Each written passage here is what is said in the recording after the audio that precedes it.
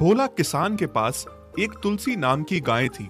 भोला उसे अपनी जान से भी ज्यादा प्यार करता था, और करता भी क्यों नहीं, तुलसी थी ही इतनी प्यारी। रंग उसका सुनहरा था और दूध इतना देती थी कि पूरा गांव भोला के पास से ही दूध ले जाता था। फिर भी दूध खत्म नहीं होता था। तुलसी के दूध से ढेरों बर्तन भर जाते थे। तुलसी, अरे ओ तुलसी, ले, तेरे लिए मैं आज खास घास लेकर आया हूँ, जिसे खा के तुम्हें बहुत अच्छा लगेगा।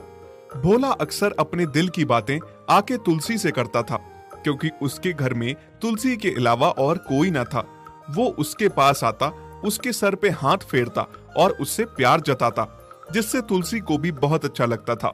वो भी अपने मालिक से बहुत प्यार करती थी। तुलसी, बड़ा ही गर्व होता है मुझे तुम पे। कितना सारा दूध देती हो तुम। सारा गांव मेरे घर से दूध ले जाता है।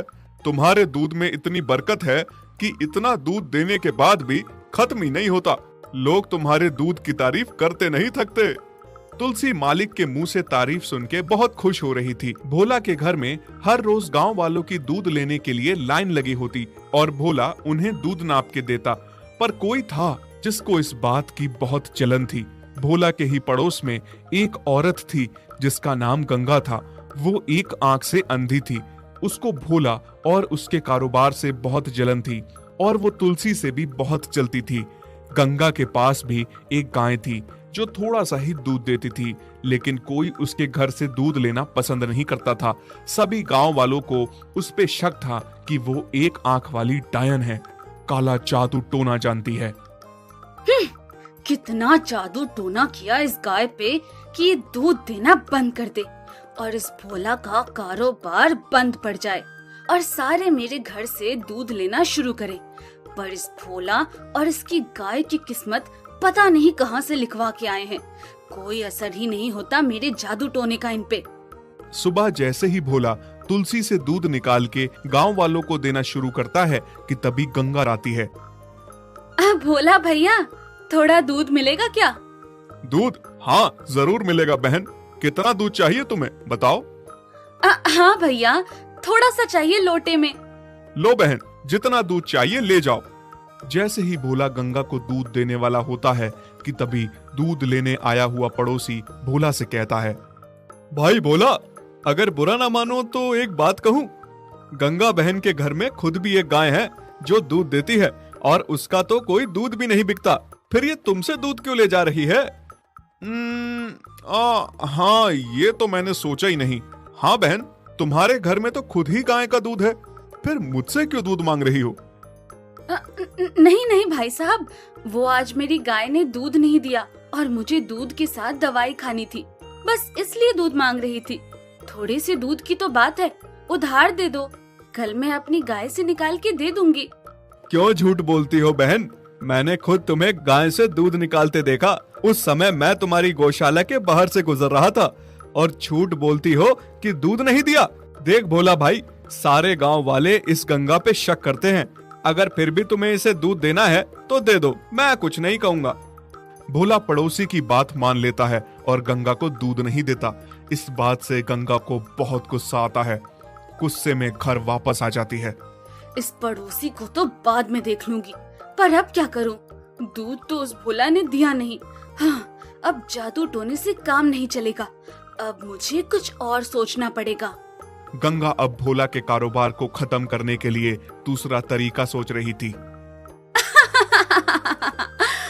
बस अब रोज एक खुराक तुलसी को उसके चारे में देनी है, जिससे तुलसी को खूनी दस्त हो जाएंगे, और धीरे धीरे करके ये दस्त इतने बढ़ जाएंगे कि तुलसी कमजोर हो जाएगी और दूध देना बंद कर देगी। फिर एक दिन ऐसा आएगा कि तुलसी कमजोरी से अपने पैरों पे भी खड़ी नहीं हो पाएगी और धीरे धीरे अपना दम तोड़ बैठेगी। सांप भी मर जाएगा और लाठी भी नहीं टूटेगी। फिर सभी मेरे पास मेरी गाय का दूध लेने आएंगे। पर ये काम मुझे रात को करना होगा, जब सभी सो जाएंगे, ताकि किसी को भी पता न चल सके। जैसे ही सब सो जाते हैं, रात को गंगा भोला की गौशाला में जाती है और तुलसी के चारे में खूनी दस्त वाली दवाई मिला देती है। तुलसी उस चारे को खा लेती है और सुबह तुलसी की तबीयत खराब हो जाती है, उसे दस्त आने लगते हैं।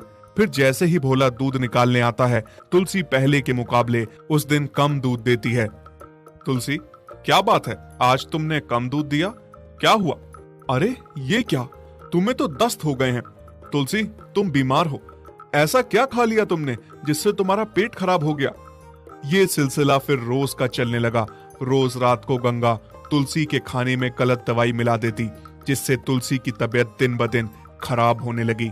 उसके दस्त की बीमारी बढ़ती ही जा रही थी और फिर तुलसी को इतनी कमजोरी आ गई कि वो उठ भी नहीं पा रही थी और दूध देना बिल्कुल बंद कर देती है।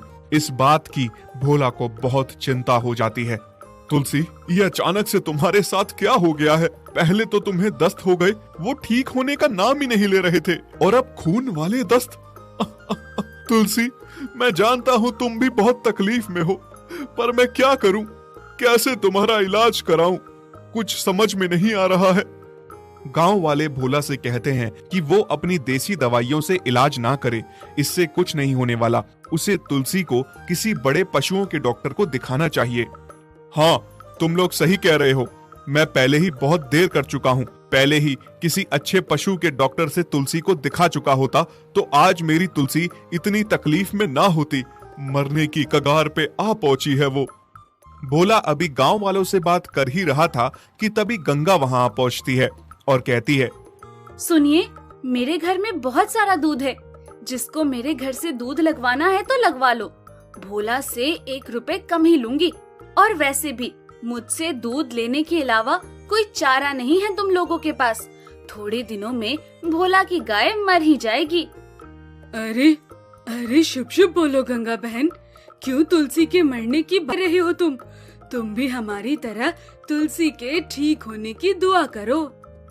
हाँ हाँ, दुआ तो मैं कर ही रही हूँ उसके लिए, पर अब क्या करें, उसका मरना तो लिखा ही है। जो उसके लक्षण लग रहे हैं, बहुत बीमार है बेचारी तुलसी। कितनी काली जुबान है तुम्हारी। हम लोग दूध के बिना ही रह जाएंगे, पर तुम्हारा दूध नहीं लेंगे। बस तुलसी के ठीक होने का इंतजार करेंगे। जब वो ठीक हो जाएगी, उसी का दूध लेंगे हम। धन्यवाद तुम सबका मुझ पे और मेरी गाय पे इतना भरोसा करने के लिए। गंगा वहां से गुस्से से उल्टे पांव वापस लौट आती है।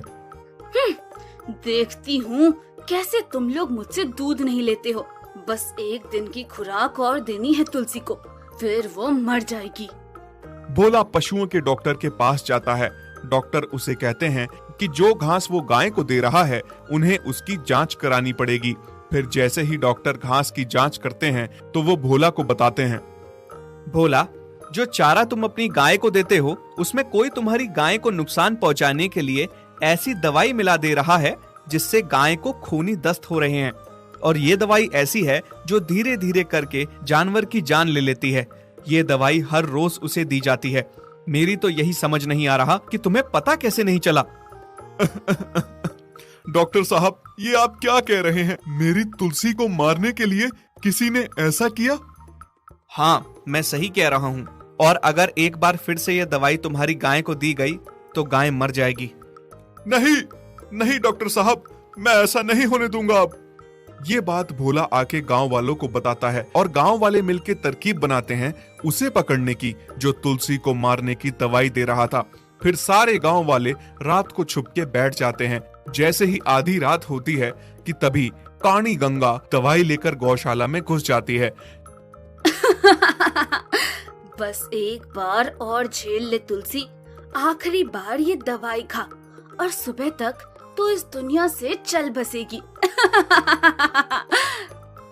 जैसे ही गंगा चारे में दवाई डाल के तुलसी को खिलाने वाली होती है कि तभी गांव वाले आ जाते हैं और गंगा को रंगे हाथों पकड़ लेते हैं। छोड़ दो मुझे, छोड़ दो। गंगा, तूने मेरी तुलसी के साथ ऐसा किया? तू उसे दवाई देती रही कि आज उसे मरने पे मजबूर कर दिया। क्या बिगाड़ा है इस बेजुबान ने तुम्हारा? हाँ, बोलो। मुझे माफ कर दो। सारे लोग तुम्हारे घर से दूध लेते थे, तुम्हारा इतना अच्छा कारोबार चल रहा था। मेरे घर में भी दूध था, मेरी गाय भी दूध देती थी, पर कोई मुझसे दूध नहीं लेता था। बस मुझे सभी डायन डायन कहते थे, जबकि मेरा कोई जादू काम करता ही नहीं था। इसलिए मैंने ऐसा किया ताकि तुम्हारी गाय मर जाए और सभी मेरे घर से दूध ले। तुमने इतना गंदा तरीका अपनाया, इसकी तो तुम्हें सजा मिलनी ही चाहिए। तुमने एक बेजुबान के साथ गलत किया है। इससे पहले कि तुम्हें सारे गांव वाले मार मार के भगाएं, चली जाओ इस गांव को छोड़ के। काणी गंगा को गांव से बाहर निकाल दिया जाता है। तुलसी का अच्छे से इलाज चलता है और थोड़े दिन में वो भी पहले जैसी ठीक हो जाती है और फिर से दूध देने लगती है। उसका दूध वापस से पाके सारे गांव वाले बहुत खुश थे और भोला तो अपनी तुलसी को वापस ठीक देख के खुशी से पागल था।